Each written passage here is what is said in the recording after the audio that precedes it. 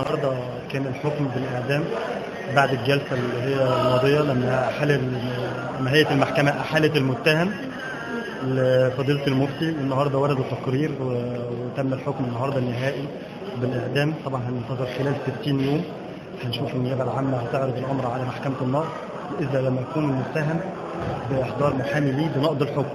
وفي حالة نقض الحكم من حق محكمة النقض إنها تنظر في الموضوع أو تعيده لدائرة ثانية اللي هي دائرة منفصلة في حالة ما يكون إن الحكم أشابه خطأ.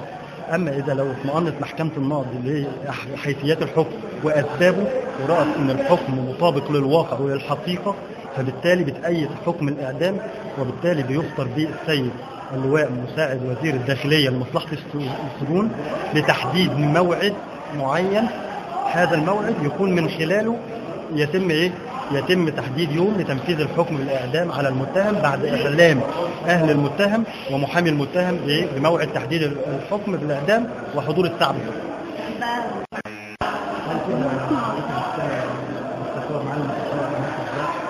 الحمد لله. طبعا احنا قضينا بحكم ربنا سبحانه وتعالى. الحمد لله قضينا بحكم القضاء والقدر، كان صعب علينا والله حكم ربنا، بس الحمد لله رب العالمين. مبروك يا استاذ عظيم. تصديق حكم الاعدام على هذا عبد الله وهو متهم بقتل